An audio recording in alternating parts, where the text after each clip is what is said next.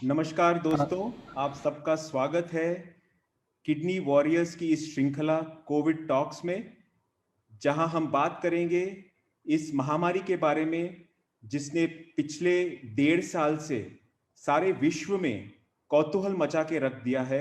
हमारा भारत देश भी इससे परे नहीं रहा और हम सब इससे कुछ न कुछ मात्रा में जरूर प्रभावित हुए हैं। तो आज हम बात करेंगे इस महामारी के बारे में। संदर्भ होगा गुर्दा रोग और हम गुर्दा रोग के तीनों पहलू के बारे में बात करेंगे। एक तो जो क्रॉनिक किडनी डिजीज है, दूसरा डायलिसिस पेशेंट्स के बारे में और तीसरा ट्रांसप्लांट पेशेंट्स के बारे में। और आज मैं बहुत खुश हूं कि हमारे साथ दो विशेषज्ञ हैं इसके बारे में हमें जानकारी देने के लिए। एक है पहले डॉक्टर शिशिर गंग, जो कि चेयरमैन है डिपार्टमेंट ऑफ नेफ्रोलॉजी के मूलजी भाई पटेल यूरोलॉजिकल हॉस्पिटल नडियाद गुजरात में, और विजिटिंग फैकल्टी भी है प्रमुख स्वामी मेडिकल कॉलेज और श्री कृष्णा हॉस्पिटल करमसाद गुजरात में।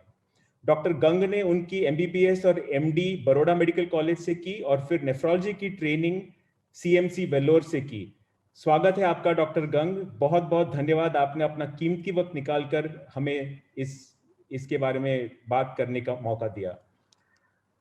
और हमारे साथ है आज धारा भट्ट जी, जो कि एक रीनल डाइटिशियन है और रीनल स्पेशलिटी भी है उनकी, और वो भी प्रैक्टिस करते हैं बड़ौदा में प्राणायाम लंग्स एंड हार्ट इंस्टीट्यूट में और वेदांत किडनी केयर में। धारा जी को 13 साल से ज्यादा एक्सपीरियंस है डाइटिशियन के रोल में। स्वागत है आपका धारा जी। Thank you. तो चलिए शुरू करते हैं आज का ये कार्यक्रम। मैं पहले तो शुक्रिया अदा करना चाहूंगा बायोकॉन का, जिन्होंने इस प्रोग्राम को सपोर्ट किया। बहुत बहुत धन्यवाद आपका। पहले तो डॉक्टर साहब, मैं आपसे एक जनरल प्रश्न पूछना चाहूंगा कि अभी जो कोविड से लकीली अभी तक इन्फेक्ट नहीं हुए हैं और जो इन्फेक्ट होके रिकवर भी हो चुके हैं, वो फिर से इन्फेक्ट ना हो, इसलिए कुछ प्रिकॉशंस जो जैसे अब टीवी पर तो बताया गया है, सबको पता होगा, लेकिन अगर आप इसके बारे में 1-2 मिनट बात करें तो सबको एक बार फ्रेश हो जाएगा मेमोरी में कि प्रिकॉशंस क्या लेना है कोविड से बचने के लिए। देखिए, मोस्ट इम्पॉर्टेंट है जिन लोगों को इन्फेक्शन नहीं हुआ है, पहले तो ये समझना है कि इस बार पता चल गया है कि कोई भी इस बीमारी से परे नहीं है, किसी को भी हो सकता है। चाहे वो डॉक्टर हो तो भी हो सकता है, चाहे वो पेशेंट हो तो भी हो सकता है। और इस बीमारी का जो संक्रमण है वो नाक और मुंह से जाता है। तो सबसे इम्पोर्टेंट है मास्क लगाना। अभी आपने कई बार सुन चुके होंगे, लेकिन फिर भी ये बात बड़ी इंपॉर्टेंट है कि मास्क लगाना है। जब भी कहीं बाहर निकलना है, कभी कहीं जाना है तो लगाना है। दूसरा, अपने हाथ की सफाई सब रखना है, ताकि कि बाहर से घर पर आते हैं तो अच्छी तरह हाथ साफ करना है, वो बहुत बहुत जरूरी है। और तीसरा, अभी अपने पास एक और हथियार है, वैक्सीनेशन।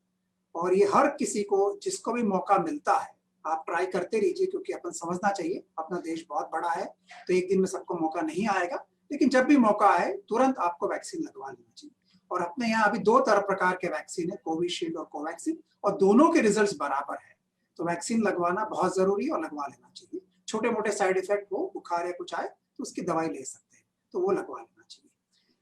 और जिन लोगों को कोविड हो चुका है उनको भी दोबारा होने के चांस है, ऐसा नहीं है कि नहीं हो सकता है। लकीली जितनों को भी दोबारा हुआ है, हर बार कमजोर हुआ है, हल्का हुआ है, लेकिन हो सकता है। इसीलिए उनको भी वो प्रिकॉशंस जारी रखना है। और दूसरा ये भी इंपॉर्टेंट है कि जिनको कोविड हो चुका है वो कभी कभी इन्फेक्शन माइल्ड होता है, वो दूसरों को भी इन्फेक्शन दे सकते हैं, तो दूसरों को इन्फेक्शन ना हो उसके लिए भी उनको प्रिकॉशंस रखना जरूरी है। इसलिए कोविड हो चुका है, इसलिए बिना मास्क घूमना शायद आपको कम हो, लेकिन आप दूसरों को भी बांट सकते हैं, इसलिए बहुत जरूरी मास्क लगा के घूमना है। और कोविड होने के बाद जनरली ऐसा देखा गया कि 4 से 6 हफ्ते बाद आपको वैक्सीन लेना है। क्या ये वैक्सीन जरूरी है? अभी ऐसा मेडिकल साइंस में मानना है कि वैक्सीन लगवा लेना ज्यादा सही है, क्योंकि वो बूस्टर दे देगा ताकि दोबारा ना हो आपको। खास करके अगर आप कमजोर है, कोई बीमारी से ग्रस्त है, तो चांस दोबारा का ज्यादा है, तो वैक्सीन ले लेना चाहिए। तो अभी फिलहाल ऐसा है कि सबको वैक्सीन लेना चाहिए, नंबर 1। और जब तक वैक्सीन हो या वैक्सीन होने के बाद भी जो अपना मास्क है वो जारी रखना है, लोगों से दूर रहना है, बड़ी बड़ी भीड़ में इकट्ठा नहीं है, बिना काम बाहर नहीं जाना है, अदरवाइज आप सब जा सकते हैं और काम कर सकते हैं। बहुत ही जानकारी था डॉक्टर साहब वो। और डायलिसिस पेशेंट्स, ट्रांसप्लांट पेशेंट्स और जो सीकेडी के पेशेंट्स है, वहाँ उनके इम्यूनिटी थोड़ा लो होता है, ऐसे हमें सुनने को मिला है। तो इन पेशेंट्स को कुछ इससे ज्यादा प्रिकॉशंस लेने की जरूरत है, या आपने बताया वो काफी है? आई थिंक जो अपन जो ले रहे हैं वो इनफ है। मोस्ट इंपॉर्टेंट है ये देखना है कि अक्सर देखा गया है कि इन्फेक्शन कैसे होता है। आप इसमें हर बार आपको प्रिकॉशन की जरूरत है। तो अगर घर में है और 4 व्यक्ति हो तो वहां तो आप लगवा नहीं सकते क्योंकि साथ खाना उठना बैठना, लेकिन घर के बाहर निकलते हैं तो तुरंत मास्क लगा लेना है।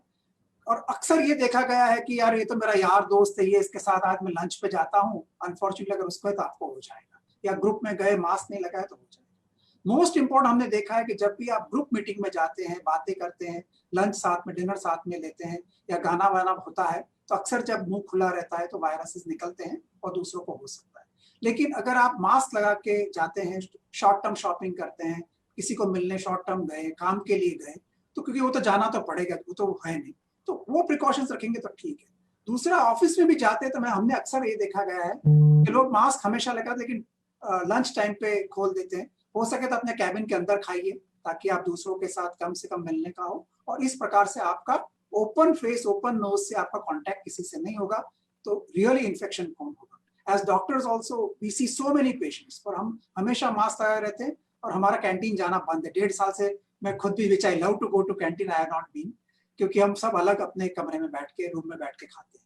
तो आई थिंक ये प्रिकॉशंस लेने से काफी फर्क पड़ेगा, और ये सब चीज सबको लिए जरूरी। इवन सीकेडी, हमारे डायलिसिस पेशेंट में हम पहला नाश्ता देते थे डायलिसिस में दौरान, क्योंकि थोड़ा टाइम भी पास होता है, अच्छा खाने को भी मिलता है। लेकिन unfortunately during this covid times we have stopped giving snacks, जो हम नाश्ता देते हैं वो बंद किया, क्योंकि इस बार हम सोचते हैं कि मास्क लगा रहे ताकि रूम के अंदर एक दूसरों को ना लगे। हमारे टेक्नीशियंस भी मास्क लगा के रखे, डॉक्टर्स भी मास्क लगा के रखते हैं ताकि खुले मुंह हम किसी से ना मिले। इतना करेंगे तो I am sure it going to help a lot, and it is not very difficult to do. नहीं, thank you so much doctor साहब। धारा जी, मैं आपसे पूछना चाहता हूं कि डाइट में ऐसी कोई चीज है जो स्पेशली जो लो इम्यूनिटी के पेशेंट्स है, जैसे किडनी के पेशेंट्स, वो ऐसा कुछ ले सकते हैं जैसे इम्यूनिटी बढ़ती है? हमने बहुत न्यूज़पेपर्स और व्हाट्सएप फॉरवर्ड में बहुत सारे ऐसे इंफॉर्मेशन आते हैं कि इसका काढ़ा बना के लो, इस ये लो, वो लो। What is the truth? इसमें सही क्या है कि what is based on science, और साइंस के आधार पर कुछ है या नहीं? बेसिकली इम्यूनिटी इज लाइक ऐसी चीज है वो कि आज जरूरत पड़ी और हम लेना शुरू कर दिया और कल बढ़ गई, ऐसा नहीं है। So first of all, kidney patients की सबसे बड़ी प्रॉब्लम ये है कि उनकी बॉडी में जो भी कुछ डिटॉक्स होना चाहिए या फिर जो कचरा निकलना चाहिए, जो किडनी उसका फंक्शन करती है, वो किडनी काम नहीं कर रही है। तो उनका जो कचरा निकलना चाहिए, जो एक्स्ट्रा एक्सेसिव जो बॉडी में जमा हो रहा है, उसको हमें कम से कम मात्रा में जमा होना देना है। तो हमें खाने में बहुत ही ध्यान रखना है। एंड आपने जो काढ़े की एंड वो आजकल बहुत सारा जो सोशल मीडिया पर तो इट्स लाइक बहुत ही घूम रहा है कि ये खाओ, सुपर फूड खाओ, वो खाओ। It's not like that. हमें हमारे एरिया में, हमारी फिजिबिलिटी के हिसाब से, हमारी इकोनॉमी के हिसाब से जो भी कुछ सराउंडिंग्स में अवेलेबल है, हमारे आसपास में अवेलेबल है, वही हमारे लिए बेस्ट है, सबसे पहली बात। तो दूसरी बात कि अगर हम इम्यूनिटी की बात करें तो किडनी पेशेंट्स के लिए सबसे पहले तो जो जो चीजें उनके लिए हार्मफुल है, जैसे अगर सीकेडी को हम ले लेते हैं ऐसे फॉर एग्जांपल, तो उनके लिए सोडियम, पोटेशियम, फास्फोरस, मैग्नीशियम, काफी सारे हैवी मिनरल्स जो होते हैं, पानी, उनका वाटर इंटेक भी, लिक्विड इंटेक भी रिस्ट्रिक्ट करना पड़ता है इन सम ऑफ केसेस। तो वो सब चीजों में उनको ज्यादा ध्यान रखना है, बिकॉज वो सारी चीजें उनको ज्यादा डैमेज कर सकती हैं, क्योंकि ऑलरेडी उनकी किडनी डैमेज हो चुकी है। अभी हमें उनको ऐसा डाइट प्रिस्क्राइब करना है कि जिससे उनकी किडनी सेफ भी रहे, ज्यादा डैमेज ना हो और दूसरे ऑर्गन्स को भी डैमेज ना करे। और स्पेशली अगर उनको और भी अगर एक्यूट डिजीजेस है, जैसे कि हाइपरटेंशन है या फिर डायबिटीज है या फिर लिवर डिसऑर्डर्स है, कुछ भी है, तो उनको ज्यादा ध्यान रखना है इस मामले में, क्योंकि ऑलरेडी उनके वो ऑर्गन्स इंक्लूडेड है ये सब मामले में, वीक है। तो इम्यूनिटी के लिए एज पर माय ओपिनियन, सबको बैलेंस डाइट और एज पर पर्टिकुलर बॉडी, मतलब हर एक की जो हर एक का शरीर होता है, हर एक के शरीर की एक जरूरत होती है, वो जरूरत के हिसाब से अगर वो ले तो उनकी इम्यूनिटी अच्छे से बरकरार रह सकती है। बट उनको वो समझना जरूरी है कि उनकी जरूरत क्या है, सबसे पहले तो उनकी कंडीशन के हिसाब से। Thank you so much. Doctor साहब, मैं आपसे एक क्वेश्चन पूछना चाहूंगा। हमारे एक श्रोता हैं जो जिन्होंने ये क्वेश्चन भेजा है, वो खुद डायलिसिस पे हैं और अप्रैल में उनको कोविड हुआ था। अभी तक वो एक भी डोज वैक्सीन के ले नहीं पाए क्योंकि उनके वहाँ उपलब्ध नहीं है या कोई प्रॉब्लम है, अभी तक ले नहीं पाए। उनको ये टेंशन है कि अभी वो फिर से इन्फेक्ट हो सकते हैं या नहीं।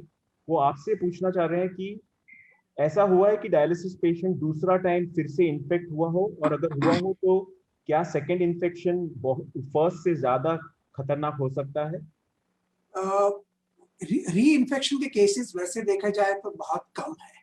तो सच पूछो तो अगर आपको एक बार इन्फेक्शन होता है तो आपके बॉडी में इम्यूनिटी डेवलप होती है और री इन्फेक्शन के चांसेस कम है।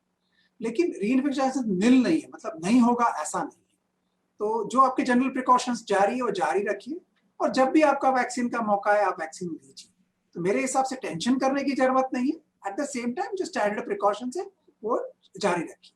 मान लो खुदा न खास्ता दोबारा हो जाता है या दोबारा कोई भी लक्षण आते हैं, फर्स्ट ऑफ ऑल सबसे इंपॉर्टेंट है तुरंत टेस्ट कर लीजिए, क्योंकि बिना टेस्ट किए अपने को दूसरी चीजें भी हो सकती है तो पता नहीं चलेगा। तो टेस्ट करना जरूरी है। डाउट हो तो टेस्ट कर लो, अगर है तो फिर डॉक्टर्स आपको गाइड कर देंगे क्या करना है क्या नहीं करना है। अब हम पहले से काफी होशियार हो चुके हैं, थोड़ा बहुत नॉलेज भी बढ़ा है, तो कैसे करना है वो कर सकते हैं। तो मेरे हिसाब से चिंता नहीं करनी है, और अगर प्रिकॉशन स्टैंडर्ड लीजिए, वैक्सीन जब आए तब ले लीजिए, और अगर खुदा न खास्ता शायद कुछ हो जाए तो तुरंत डॉक्टर से लीजिए। और एक चीज डॉक्टर साहब, कई लोगों को वैक्सीन अभी शॉर्टेज की वजह से एक डोज ले लिया है और दूसरा डोज नहीं मिल पा रहा है। वैसे भी कोई केसेस हमको सुनने में आ रहे हैं। तो एक डोज लेकर कितना प्रोटेक्शन मिलता है बॉडी को? अगर दूसरा हम लेने की कोशिश करेंगे जरूर, लेकिन तब तक क्या रिस्क है कोविड लगने का एक डोज के साथ? तो जनरली सिंगल डोज से यहाँ तो 30-40% प्रोटेक्शन बोलते हैं, लेकिन it is very difficult to study, especially kidney patients में ऐसा कोई बहुत स्टडीज एक डोज के बाद का हुआ नहीं है। इम्यूनिटी इज लिमिटेड, लेकिन थोड़ा फायदा तो है। मतलब देखा गया है कि कई बार अगर इन्फेक्शन, हमारे दो बातें हैं, एक तो इन्फेक्शन होना और एक गंभीर इन्फेक्शन होना। वैक्सीन का सबसे बड़ा फायदा ये है कि इन्फेक्शन हो सकता है लेकिन गंभीरता कम करता है। और हमको सबको पता है कि बुखार, वायरल इन्फेक्शन तो हर एक को आता है, अपने साल में 1-2 बार हो ही जाता है, लेकिन ऐसा ना हो कि हमको भर्ती होना पड़े। अगर, और ये देखा गया है पूरे भारत में और पूरे विश्व में कि जिन लोगों ने वैक्सीन लिया है उनमें इन्फेक्शन हुआ है तो सीरियस नहीं हुआ है, भर्ती होने का चांस कम हुआ है, ऑक्सीजन की रिक्वायरमेंट नहीं हुई। इसीलिए ये लाभ आपको वैक्सीन का है। इसलिए कई बार पेशेंट बोलते साहब मैंने तो सुना है फलाने जी को वैक्सीन लिया फिर भी इन्फेक्शन हो गए, लेकिन ये लाभ जरूर होना है। हाँ, एक आध केसेस ऐसे होंगे, 2-1 होंगे जिसमें सीरियस हो सकते हैं, लेकिन ये फायदा तो जरूर होना है। और एक चीज डॉक्टर साहब की हमें कभी कभी ये सुनने को मिलता है कि किसी भी पेशेंट को उनके नेफ्रोलॉजिस्ट ने कहा कि आप वैक्सीन मत लीजिए। ऐसे कोई केसेस है किडनी डिजीज में कि हु आर कॉन्ट्राइंडिकेट कि उनको वैक्सीन नहीं लेना चाहिए? ऐसे कोई है या ऐसा कुछ नहीं है? एक्चुअली अभी तक तो ऐसे कोई केसेस नहीं है जिसमें वैक्सीन नहीं लेना चाहिए। यही हम जनरली बोलते हैं कि अगर आप डायलिसिस पर हैं या खून पतला करने की कोई दवाई पर है, तो अगर डायलिसिस पर है तो नॉन डायलिसिस दिन में, डायलिसिस के अलावा के दिन वैक्सीन लीजिए, ताकि वो इंट्रामस्कुलर देते हैं ताकि ब्लीडिंग ना हो।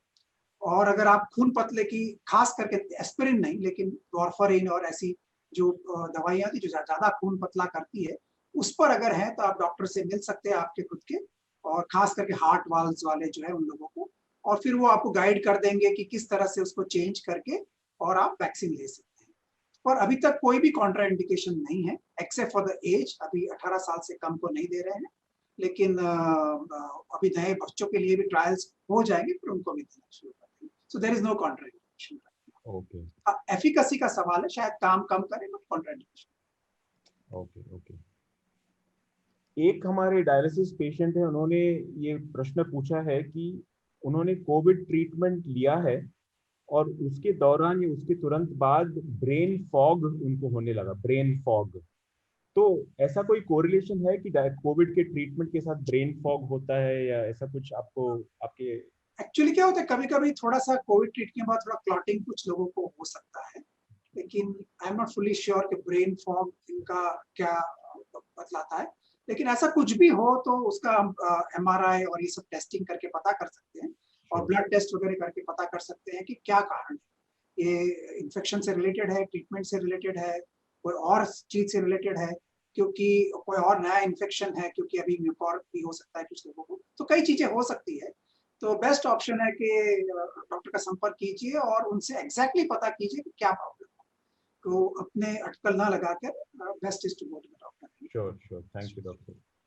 धारा जी, एक प्रश्न हमारे एक पेरेंट से आया है। अभी बच्चों को लेकर बहुत सारे लोग घबरा रहे हैं कि बच्चों को अभी वैक्सीनेशन नहीं दिया जा रहा है तो क्या उनको हो जाएगा। वो उनके उनके बच्चे जो है, अभी उनका एक लड़का है जो अभी कम उम्र का है, बच्चा है, और वो अभी डायलिसिस पे है। तो ये पूछ रही हैं उनकी माता कि उनके डाइट में ऐसा कुछ ऐड किया जा सकता है जो उसके बच्चे को प्रिवेंट कर सके। Comes back to the immunity question only, लेकिन कुछ बच्चों को लेके विशेष ऐसा कुछ है धारा जी?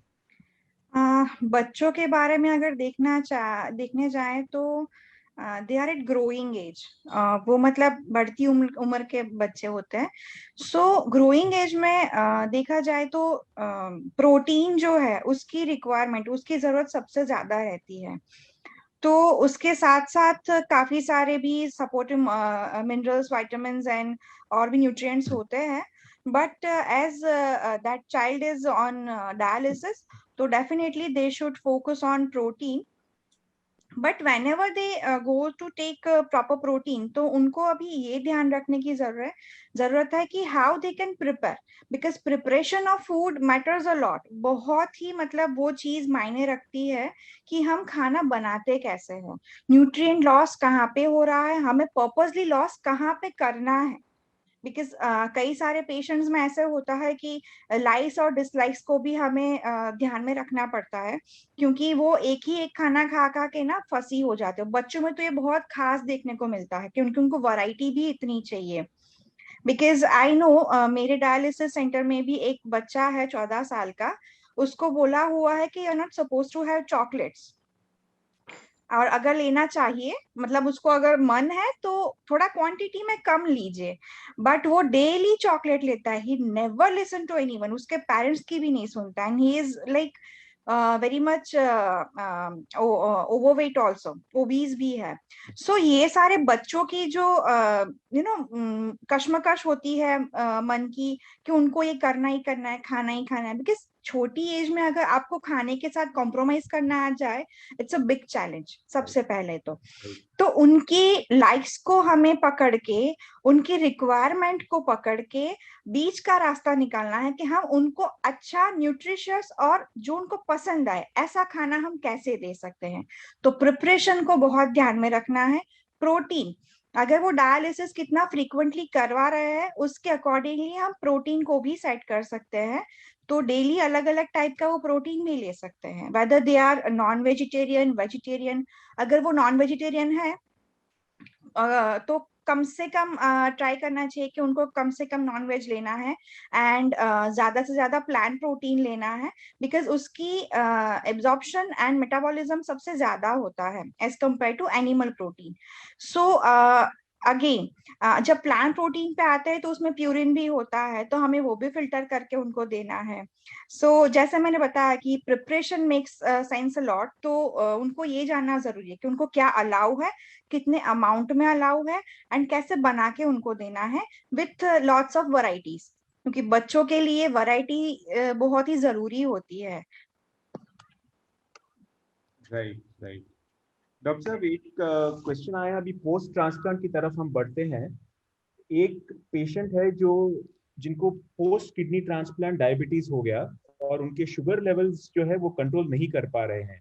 वो एक्सरसाइज भी कर रहे हैं, लो कार्बोहाइड्रेट डाइट भी ले रहे हैं, लेकिन वो ये डाउट कर रहे हैं कि क्या ये कोविड की वजह से, मतलब कोविड एनवायरनमेंट बोल रहे हैं वो, पता नहीं उनको कोविड हुआ नहीं है लेकिन कोविड एनवायरनमेंट की वजह से या स्ट्रेस की वजह से क्या उनके लेवल्स बढ़ रहे हैं। उनका HbA1c 12 है और वो ये डर रहे हैं कि उनका ट्रांसप्लांट जो किडनी है उसको इफेक्ट हो जाएगा। वो 3 बार दिन में इंसुलिन लेते हैं। तो ऐसा कुछ आपको सुनने में आया कि कोविड एनवायरनमेंट की वजह से डायबिटीज पर कोई असर? बेसिकली हाँ, कोविड इन्फेक्शन के दौरान और कोविड की कई बार हम इन्फेक्शन के दौरान अगर कोई स्टेरॉइड देते हैं तो शुगर बढ़ना का देखा गया है। लेकिन क्यों अभी कोविड का एपिडेमिक है इसलिए मेरा शुगर बढ़ गया, वो वैसा नहीं है। वो अक्सर ये होगा कि या तो आप खाते ज्यादा है या एक्सरसाइज कम करते हैं, बट जो उनका HbA1c 12 है वो अच्छी बात नहीं है। अगर इंसुलिन अगर आप 3 बार ले रहे हैं तो अभी हमारे पास लॉन्ग एक्टिंग इंसुलिन भी है, कुछ दवाइयां भी हैं जिससे कंट्रोल किया जा सकता है। So this has to come, उनको कंट्रोल करना ही करना है, डॉक्टर की सलाह लेके डोज एडजस्ट करके बार बार चेक करके कंट्रोल करना। और अभी फॉर्चुनेटली अपने पास इंसुलिन के कई तरह के इंसुलिन है, कई तरह के डायबिटीज की दवाइयां हैं, तो कोई भी शुगर ऐसा नहीं है जो कंट्रोल नहीं। हाँ, उसके पीछे मेहनत करना पड़ेगा, आपको भी होमवर्क करना पड़ेगा, चार्ट बना के ले जाना पड़ेगा, फिर डॉक्टर्स एडजस्ट करेंगे। और जैसे हमारे डाइटिशियन जी है उन्होंने बताया कि वो भी हेल्प कर सकते हैं कैसे कंट्रोल करना है। तो कोविड को बहाना नहीं बनाइए, तो आपका शुगर कंट्रोल होना ही होना है और कर सकते हैं। अगर उनको कोविड हो गया है तो इसमें कुछ कनेक्शन है डॉक्टर? कभी कभी कोविड के दौरान और कोविड के बाद कईयों की शुगर बढ़ी है। बढ़ने का कारण जैसे कि कई बार देखा गया है कि जो कोविड इन्फेक्शन है वो भी पैनक्रियास को थोड़ा इंजरी कर सकता है। दूसरा, कोविड के दौरान अगर स्टेरॉइड की दवाइयां दी गई हैं तो भी शुगर बढ़ सकती है। और कोई भी स्ट्रेस होता है, कोई भी इन्फेक्शन होता है तो अपना बॉडी का इंसुलिन का रिक्वायरमेंट और शुगर बढ़ता है। तो ये सब कारण हो सकते हैं। कभी कभी ज्यादा बढ़ता है, मुश्किल भी हो सकता है, लेकिन मल्टीपल इंजेक्शन लेकर और रात को लॉन्ग एक्टिंग इंजेक्शन लेकर इसका कंट्रोल किया जा सकता है। और इस कभी कभी ट्रांजिएंट होता है, मतलब थोड़े टाइम के लिए है, फिर शुगर घटने लगे तो डोज कम भी करना पड़े, ताकि ये भी जरूरी है कि जब कंट्रोल आ जाए तब शुगर घटे भी नहीं, हाइपोग्लाइसीमिया जिसको हम बोलते हैं, शुगर का कम होना वो भी ना। तो वो दोनों बातों का ध्यान रखना है और संभव है कंट्रोल करना है। मतलब आप हेल्प लेंगे डायबिटोलॉजिस्ट या डॉक्टर के तो आपको हेल्प करेंगे। जी जी।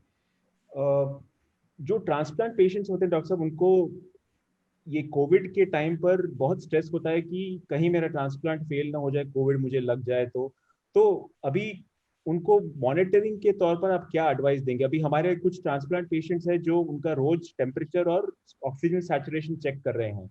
इसके अलावा क्या ऐसे कोई ब्लड टेस्ट है या यूरिन कलर या आउटपुट या ऐसा कुछ आप उनको एडवाइस करेंगे कि वो मॉनिटर करते रहें? पर्सनली मेरा मानना है कि देखो, एक कोविड तो लंबा रहने वाला है और जाने वाला नहीं है, तो अपने को सोचना है अपने को इसके साथ जीना है, इसके लिए जीना है, वैसा भी नहीं। तो आपका जो ट्रांसप्लांट का जो प्रोग्राम पहले था, दवाई जो आप लेते थे, खाते थे, पीते थे, वो सब वैसा का वैसा जाएगा, उसमें कोई बदलाव मत कीजिए। हाँ, ये बात का ध्यान रखना है जैसे कि अपने पहले भी चर्चा किया कि अपने को जो प्रिकॉशंस रखने हैं, मास्क के यूज। और अगर आपको कभी भी अच्छा नहीं लगे, मतलब I am not feeling good, ऐसा आपको जब भी लगे, या आपको बुखार आए, या आपको खांसी हो, या आपको सांस फूले, कोई भी लक्षण हो, तो एक्चुअली तो आपको तुरंत डॉक्टर के पास जाके बोलना मुझे ऐसा है, तो टेस्ट करेंगे, अगर टेस्ट में है तो इसका इलाज करना है। तो मोस्ट इंपॉर्टेंट इज कि रोज रोज उसको मत सोचिए, अगर जब आपको लगे तब जाइए। रोज रोज सैचुरेशन चेक करना और ये सब करना मत कीजिए, क्योंकि आप हमेशा सोचते रहेंगे उसके बारे में। ऐसा नहीं होता है कि आपको तुरंत हो जाएगा, रातों रात हो जाएगा, आपको मौका नहीं मिलेगा डॉक्टर के पास पहुंचने का, ऐसा कभी नहीं होता है। पर हाँ, आपको जब भी ऐसा लगे मुझे बुखार आया या टेम्परेचर मेजर किया या आपको अच्छा नहीं लग रहा है, डॉक्टर के पास जाइए, तुरंत टेस्ट करवा लीजिए। और अभी लकीली टेस्ट बहुत वाइडली अवेलेबल है, टेस्ट बहुत रिलायबल है, तो डॉक्टर तुरंत टेस्ट करके आपको बता देंगे है या नहीं। अगर है तो फिर वो दवाइयां चेंज करेंगे और वो सब प्लान करेंगे, लेकिन रोज रोज टेस्टिंग, घर पे बहुत चेकिंग मत कीजिए और अपना रूटीन जारी रखिए। मेरी बहुत ही महत्वपूर्ण बात की कि कोविड के साथ जीना है, कोविड के लिए नहीं जीना है। बहुत ही इंपॉर्टेंट बात कही डॉक्टर साहब, धन्यवाद। पोस्ट ट्रांसप्लांट अगर किसी ने एक वैक्सीन का डोज लिया हो तो क्या उनको एंटीबॉडीज चेक करने की जरूरत है? क्योंकि कई फॉरेन स्टडीज में कहीं पढ़ा है उन्होंने कि एंटीबॉडीज ट्रांसप्लांट पेशेंट्स में खास करके नहीं डेवलप हो रही हैं। तो इसके बारे में क्या कहेंगे डॉक्टर?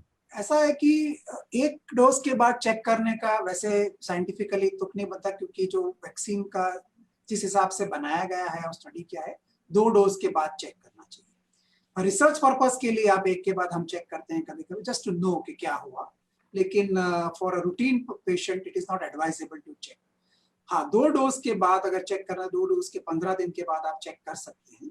लेकिन ये समझना चाहिए कि अगर एंटीबॉडीज कम है तो उसका पूरा इंटरप्रिटेशन ऐसा है कि ऐसा नहीं है कि आपको कम है तो मतलब आपको तुरंत इन्फेक्शन हो जाएगा, क्योंकि it is bit more complex. उसमें क्या तीसरा डोज लेना चाहिए या नहीं लेना, मान लो मेरे एंटीबॉडीज कम है तो नेक्स्ट क्वेश्चन कम्स है डॉक्टर क्या करूं मैं, क्या तीसरा डोज दूं या नहीं। तो अमेरिका में जो वहाँ पे फाइजर और मॉडर्ना का वैक्सीन है, वहाँ पे ट्रांसप्लांट पेशेंट्स में जिनको दो डोज दिए गए फिर एंटीबॉडीज नहीं आए, उन्होंने कुछ सेंटर्स में थर्ड डोज भी दिया है।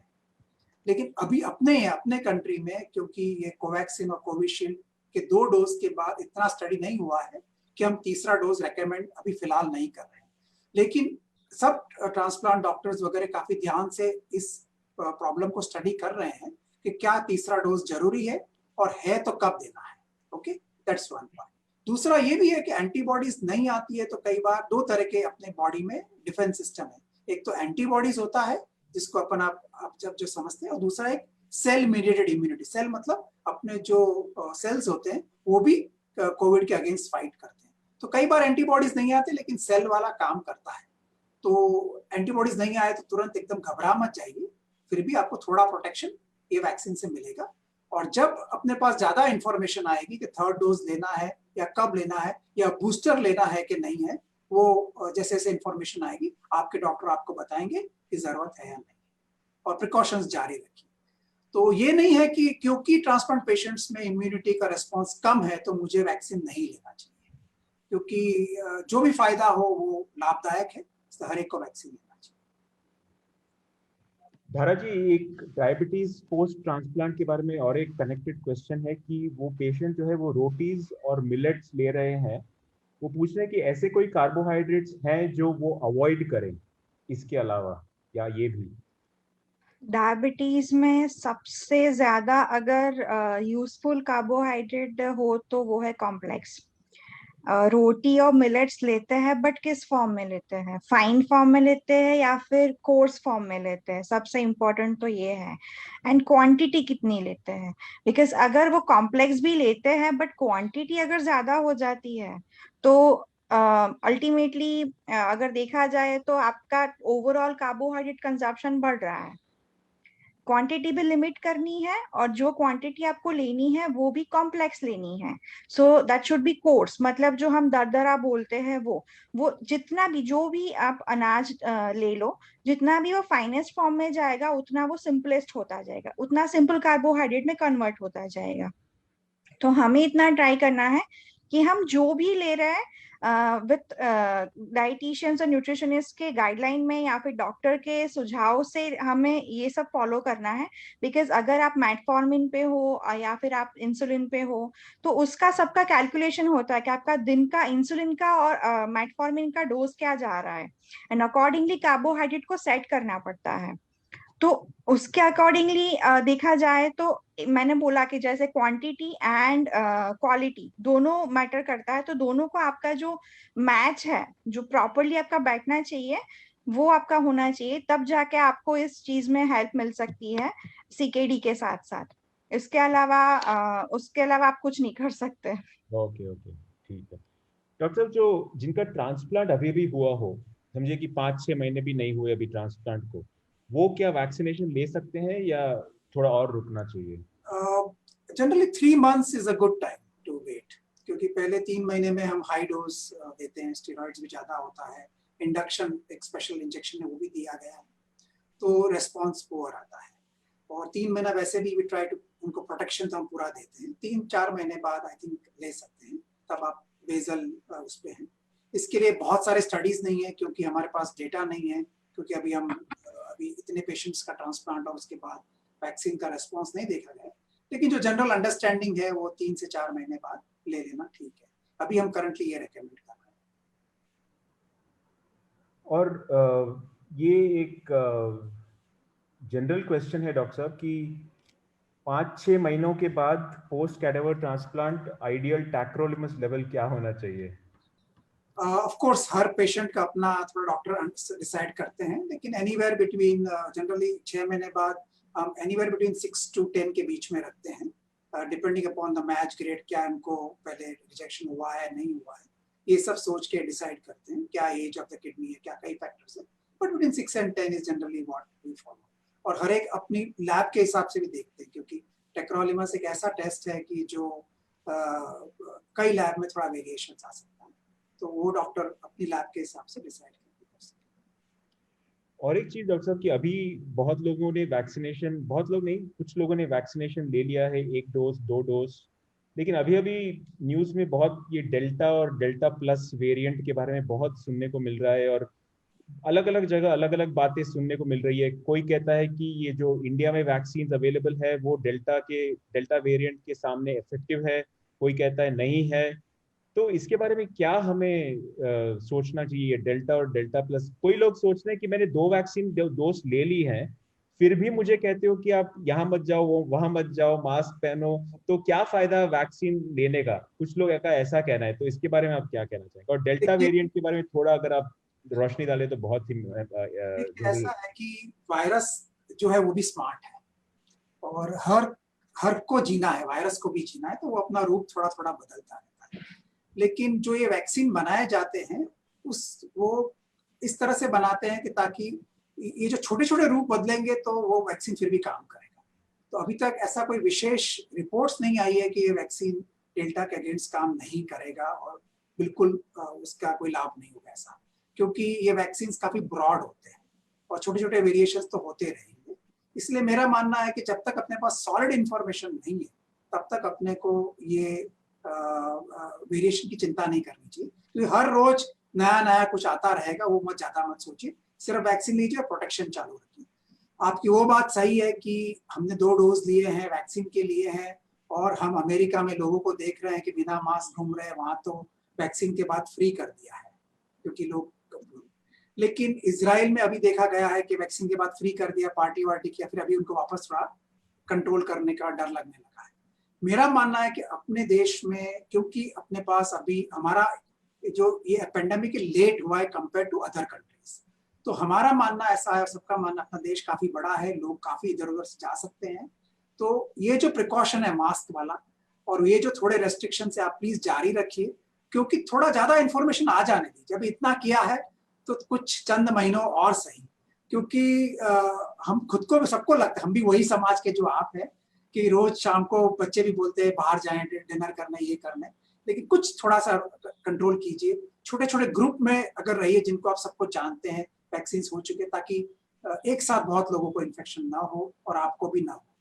तो I think wait for some more time, as soon as information comes कि भाई हाँ अभी really the number of infection बहुत कम हो गए, तो फ्रीडम अलाउ करेंगे। ऐसा नहीं है कि हम बंद चुके हैं हमेशा के लिए। I am sure we all want to get back to normalcy, और वो समय आएगा, और वो पर थोड़ा सा आई थिंक अपन जल्दी नहीं खोलना है इस बार, क्योंकि लास्ट बार जल्दी करके हम काफी पछता चुके हैं, तो इस बार और ध्यान रखेंगे तो अच्छा है। बहुत अच्छी बात कही डॉक्टर साहब कि इतने दिन हम सब ने इतना सहा है, चंद दिन और इसमें हमें बाजी नहीं हारनी चाहिए। और धारा जी, ये डेल्टा वेरिएंट, एक प्रश्न आया है, डेल्टा वेरिएंट के लिए ऐसा कुछ इम्यूनिटी डेल्टा वेरिएंट के अगेंस्ट बढ़ाने के लिए ऐसे कुछ डाइट टिप्स अगर हो तो? मैं समझता हूँ आंसर इसका, लेकिन फिर भी क्योंकि क्वेश्चन आया, मैं पूछना चाहता हूँ कि नहीं कोई बात नहीं। इसमें जैसे मैंने पहले बताया आपको कि इम्यूनिटी के बारे में जो भी कुछ अभी मार्केट में जो सेलिंग चल रहा है कि ये ले लो इम्यूनिटी बढ़ जाएगी, वो खरीद लो इम्यूनिटी बढ़ जाएगी, ये खाना शुरू कर दो, ये पीना शुरू कर दो, तो ये सब पहले से एक्चुअली है। बट अभी क्या है ना, काफी सारे लोगों के इम्यूनिटी के नाम पे बिजनेस काफी अच्छे चल रहे हैं। सो हमें मार्केट से कुछ ध्यान हटा के, कुछ नहीं काफी सारा ध्यान हटा के, कुछ कॉमन सेंस पे भी लगाना है, कुछ एक्सपर्ट्स की भी सुननी है। खुद का दिमाग जब नहीं, वो सब्जेक्ट में आप नहीं टॉप पे हो या जानते नहीं हो, तो please go to experts and ask them, doctor से, डाइटिशियन से, न्यूट्रिशनिस्ट से, कि exactly what they have to do. क्योंकि इम्यूनिटी के बारे में जानते सब है, बट एक्चुअली वो बस ऑन पेपर या सोशल मीडिया के थ्रू जानते हैं, वो रियल कुछ नहीं जानते हैं। तो जैसे ही मैंने पहले बताया कि इम्यूनिटी के लिए सबसे पहले तो balance diet is required, exercise में not even physical exercise, mental exercise also, because stress जो होता है वो भी काफी अच्छा रोल प्ले करता है आपकी इम्यूनिटी में। दूसरा है आपका ब्रीदिंग कंट्रोल, आपकी लंग, क्योंकि ये जो वायरस है, जितने भी वेरिएंट आ चुके हैं या फिर आ रहे या फिर है, वो सारे लंग्स को ही सीधा अटैक करते हैं। तो हमें हमारे लंग्स को इतना स्ट्रांग बनाना है कि एटलीस्ट हम उससे थोड़ा बहुत भी फाइट कर पाए।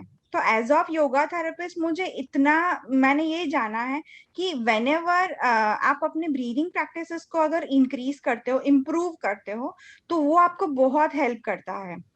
So that is a part of exercise.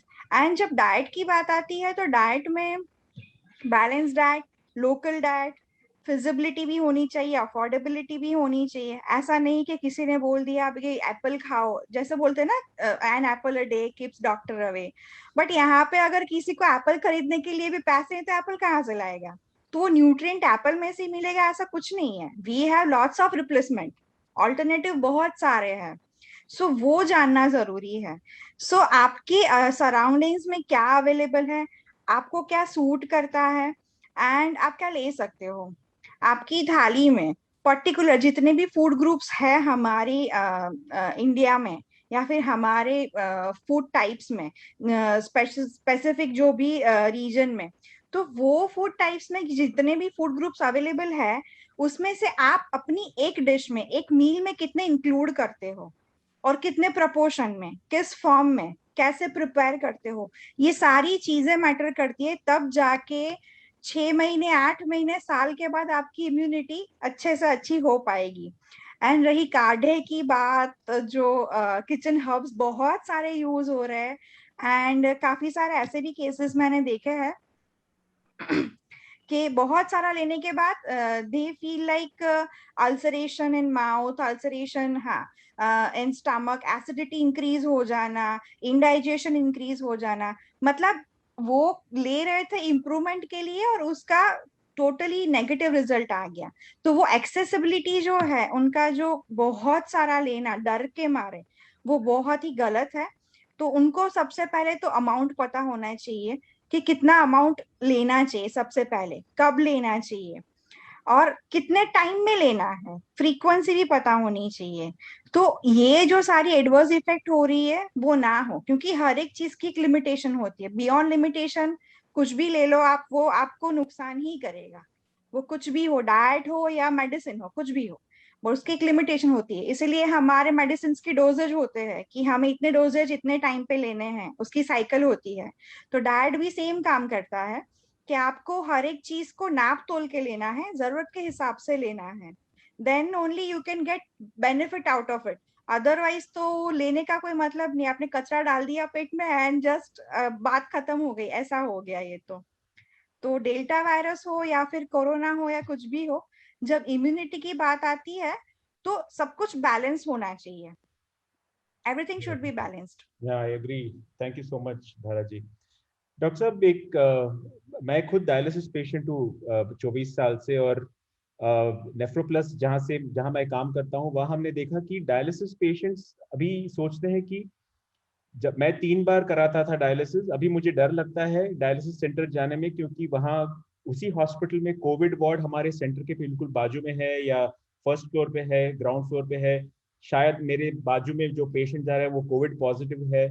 तो बहुत सारे लोग को ऐसा लगता है कि मैं 3 के बजाय 2 डायलिसिस करूँ वीक के, या कम कर दूं फ्रीक्वेंसी, क्योंकि उनको डर लगता है कि हॉस्पिटल जाने से या सेंटर जाने से उनको कोविड पॉजिटिव हो जाएगा जो जाएंगे। तो इसके बारे में आप क्या एडवाइस देंगे उनको? देखो, मेरा सबसे पहला एडवाइस होगा कि डायलिसिस कभी भी कम नहीं करना चाहिए। अगर अच्छा रिजल्ट चाहिए डायलिसिस पे, तो जो डॉक्टर ने बताया 3 बार, जो 4 घंटे 4.5 घंटे जो भी बताया, वो प्रॉपर लेना चाहिए। क्योंकि इनफैक्ट अगर आप हॉस्पिटल में अच्छी स्वस्थ जाएंगे, और अगर आप मास्क लगा के जाएंगे, और अगर आपके टेक्नीशियंस उन्होंने मास्क लगाया है, दोनों जन जब मास्क लगा के रखते हैं, तो risk of infection is very low, practically नहीं बोल सकता हूँ। तो अगर आपका ये प्रोटोकॉल फॉलो करेंगे, तो आप चाहे 3 बार या 4 बार डॉक्टर जैसे बोले वैसे आप बिल्कुल लीजिए। क्योंकि उल्टा अगर मान लो मैंने 2 बार किया और मुझे इमरजेंसी में जाना पड़ा, इमरजेंसी कब भी जाना पड़ा, उसका केयर अच्छा नहीं होता है, खर्चा ज्यादा होता है, risk of COVID is much higher in emergency, क्योंकि सब दौड़ा दौड़ी करेंगे, मास्क नहीं होगा, ये नहीं होगा, आप इमरजेंसी में हैं, वहां पे प्रोटोकॉल्स भी फॉलो नहीं होंगे। तो I would strictly advise and I tell all patients कि आप जब भी हो 3 टाइम्स से जो भी आपका रिकमेंडेड है आप बिल्कुल लीजिए, समय सर आइए, क्योंकि इमरजेंसी नहीं होना चाहिए. We don't want emergency, particularly COVID times में, क्योंकि everything is not as good in emergency compared to regular. So I would strongly recommend 3 times or whatever the dose your doctor has recommended. तो बहुत ही महत्वपूर्ण बात की मैं फिर से एक बार दोहराना चाहूंगा हमारे जो श्रोता है, दर्शक है, कि अगर आप मास्क पहनेंगे और डायलिसिस टेक्नीशियन या डॉक्टर भी मास्क पहन रखेंगे तो कोविड लगने का चांस ऑलमोस्ट निल हो जाता है. तो मास्क इज सबसे इम्पोर्टेंट जो है वो मास्क है, और डायलिसिस की फ्रीक्वेंसी कम मत कीजिए. डॉक्टर साहब, अगर आप परमिट करें तो एक दो नॉन कोविड को लेके भी क्वेश्चन है, क्योंकि स्वाभाविक है कि आजकल डॉक्टर्स मतलब ओपीडी भी थोड़ा कम हो गया है कई जगह में, और डॉक्टर्स एक्सेसिबल नहीं है कई जगहों में. तो एक नॉन कोविड को लेके एक दो क्वेश्चन अगर आप परमिट करें तो मैं वो पूछूंगा. एक पेशेंट है जिनका सेकंड ट्रांसप्लांट 9 महीने बाद हुआ है. सेकंड ट्रांसप्लांट 9 महीने पहले सेकंड ट्रांसप्लांट हुआ है.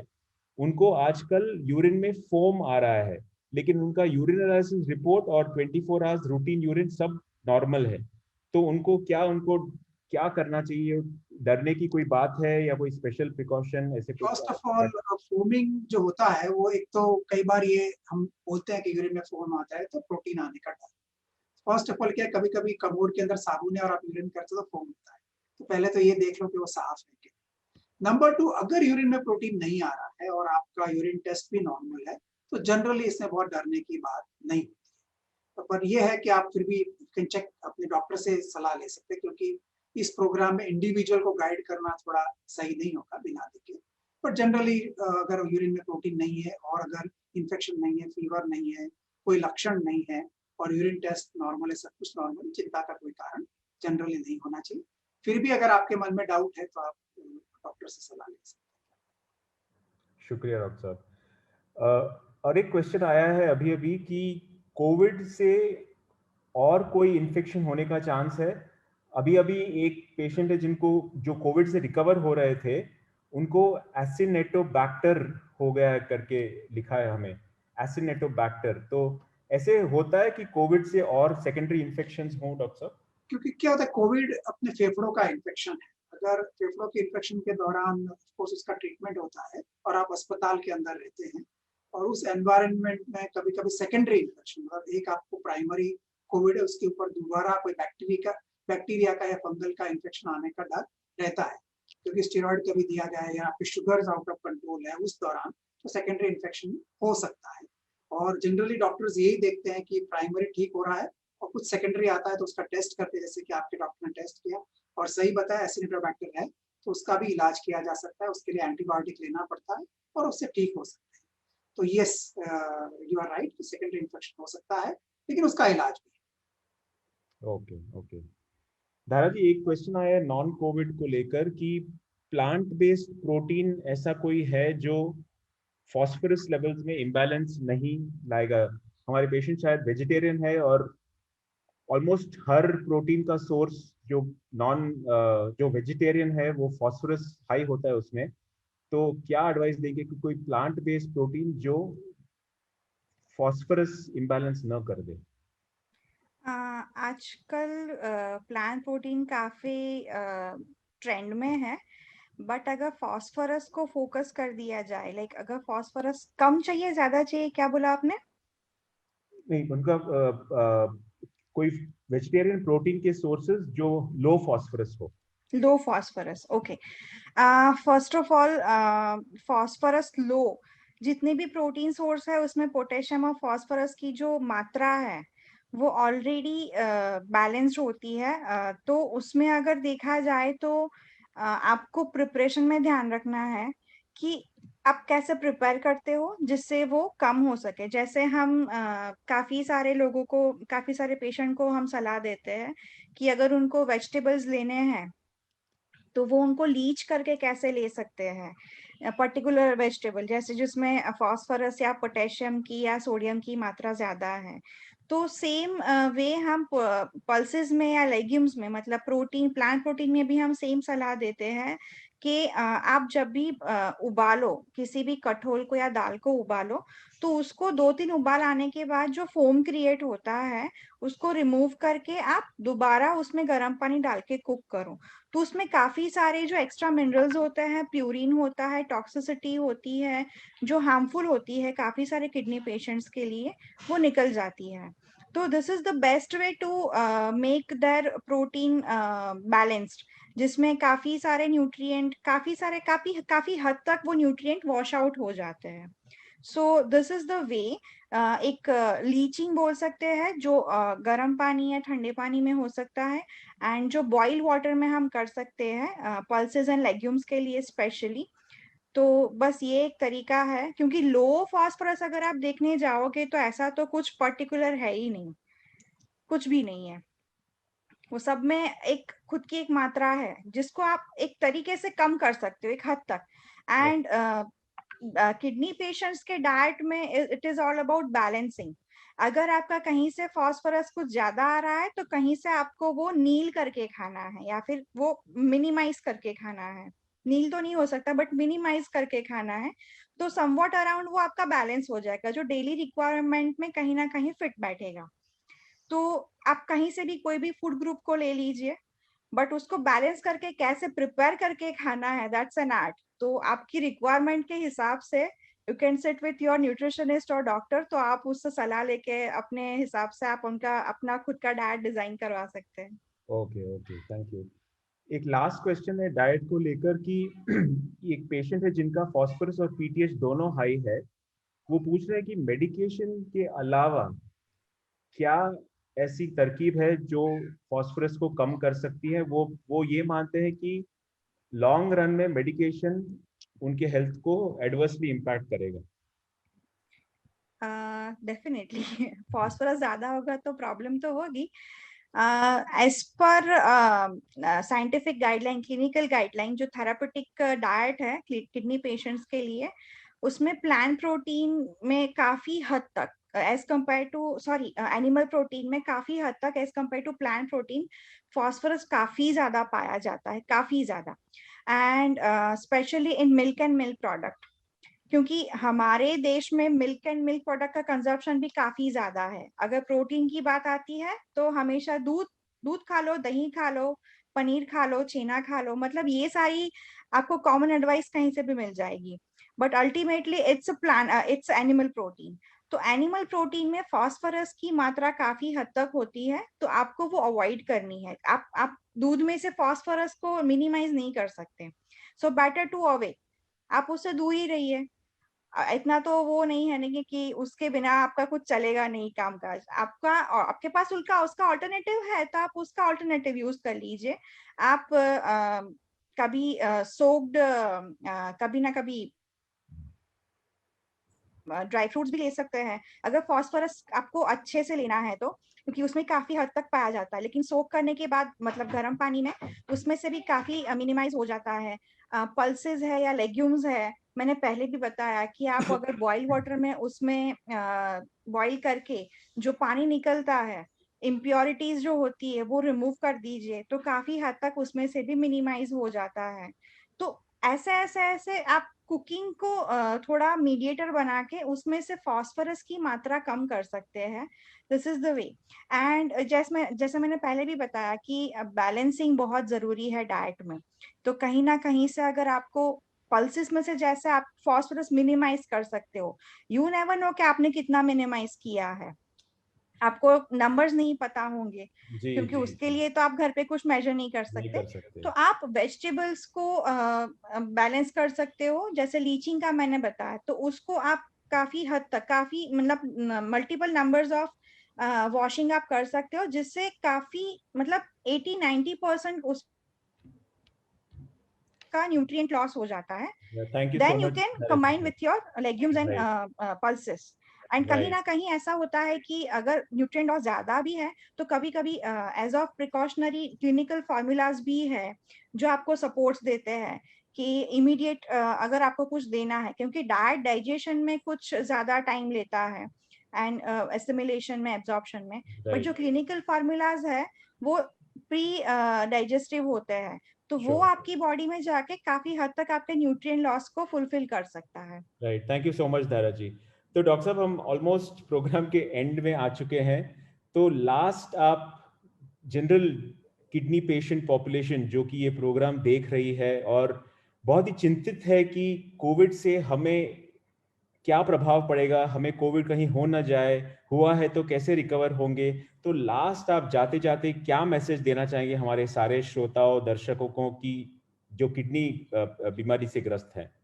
देखिए, ऐसा है कि किडनी पेशेंट्स, मैं समझता हूँ, एक तो आप ऑलरेडी बीमार हैं और उसके ऊपर आपको दूसरा संक्रमण आता है तो ज़्यादा घबराहट होती है।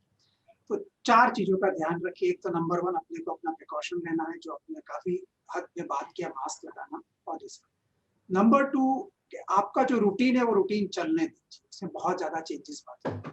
और पीरियोडिकली जब भी आपको डॉक्टर को विजिट करें, तो ऑनलाइन है या ऑफलाइन, जैसे भी आपकी सुविधा वैसे कीजिए। जब टेस्ट करना है, जब टेस्ट करवाइए। दवाई का स्टॉक हमेशा रखिए, क्योंकि कभी-कभी लॉकडाउन्स हो जाते हैं, ये हो जाता है। तो हमेशा मैं वो पेशेंट्स को बोलता हूँ 15-20 दिन की दवाइयाँ या महीने भर की, डिपेंडिंग अपॉन आप कहाँ पर है, एक्स्ट्रा रखिए ताकि लॉकडाउन में आपको कोई प्रॉब्लम ना आए। नंबर 3, आपको कोई भी सिम्पटम लगे, लाइक मोस्ट कॉमन कोविड के जो सिम्पटम होते हैं, फीवर होता है नंबर 1, फीवर का दूसरा है स्वाद चले जाना, या तीसरा अच्छा नहीं लग रहा है, मतलब I am not feeling good, मेरा तबीयत वीक हो गया है, डायरिया हो गया है, कुछ भी है, तुरंत डॉक्टर का कांटेक्ट कीजिए, टेस्ट करा लीजिए, अगर है तो तुरंत उसका इलाज किया जा सकता है। नंबर 4, खुदा ना खास्ता कोविड हो भी गया तो घबराइए मत, तुरंत डॉक्टर के पास जाइए। अभी काफी डॉक्टर्स में और प्रोटोकॉल्स में इम्प्रूवमेंट आया है, जिससे कि हम ऑलमोस्ट 95-98% सक्सेस रेट है। सिर्फ 2% में या 1% में रिस्क ज्यादा होता है। बाकी even kidney patients, because in this second epidemic जो हुआ, उस दौरान हमारे यहाँ काफी patients admitted, almost 98% of patients went back home, घर वापस गए अच्छी तरह से। तो अगर हो भी जाता है मान लो, तो चिंता मत कीजिए, डायलिसिस हो नहीं हो कुछ भी हो, तो they will take care of you and you will get better, so don't worry about it.